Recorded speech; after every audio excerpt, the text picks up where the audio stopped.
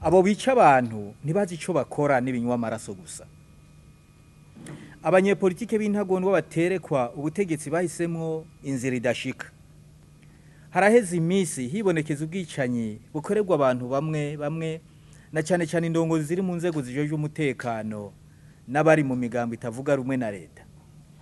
Uturerero ni nk'igandagurwa ry'uwahoze arongoye Ry'Umugambwe Cndd-Fdd Z Feruzi mu kwezi kwa Rusama. Ukuraswa kw'intwazangabo irongoye ikirindiro gicunze ikigo ca radio na televiziyo vy'igihugu Lieutenant Colonel Sindaye Dismas mu kwezi kwa Mukakaro.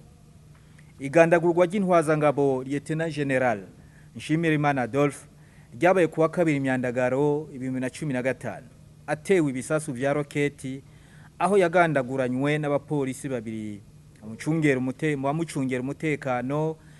Igandagurwa rya Colonel yakukurutse mu gisirikare cy'u Burundi bikomaguja kuwa 15 Myandagaro 2015. Kwinegerezo rya ndwi Nyakange 2015 Gahungu Patrice avugira umugambwe Cndd-Fdd yaragandaguwe.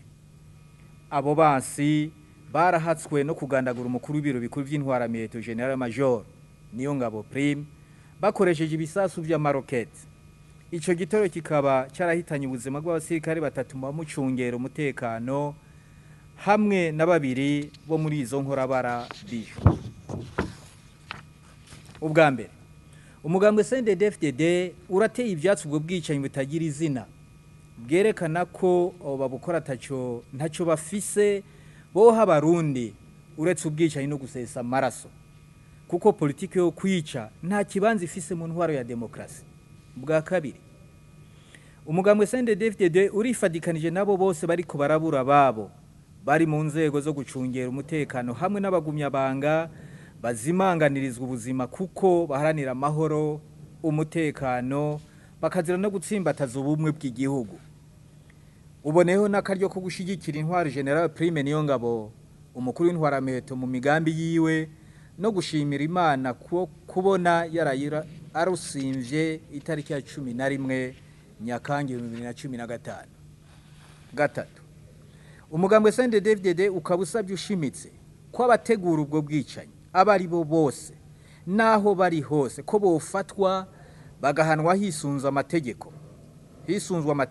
Leta isavye kwikora ku gipolisi mpuzamakungu Interpol kugira ngo gifashe mwihagarikwa ryabo bicanyi. Ihevyi ntibwibagiranwa nico kimwe n'igikorwa c'ihonyabwoko. Ibiganiro ntibishobora kuzimanganya ibikorwa vy'abihevyi canke ibikorwa vy'ihonyabwoko. Ubwa gatanu umugambwe Cndd-Fdd urangije uhamagarira Abarundi muri rusange na cyane abagumyabanga kuguma barikanuye ntibihebure, barushirizeho nyabuna kuguma bafatanye mu nda, kuko umwasa arondera aho yoca ngo asambure umugambwe Cndd-Fdd hamwe n'igihugu cyose. Urasabye Abarundi n'amakungu guhagarika ingingo yo guhagarika gushigikira Uburundi mu bikorwa by'iterambere byari byiteguriwe igihugu cy'u Burundi, kubera ko leta yugururiwe bose iri ku kivi kandi akaba ata muntu numwe kwisi yoshigikira ubwicanyi busobanura abantu mu gihugu.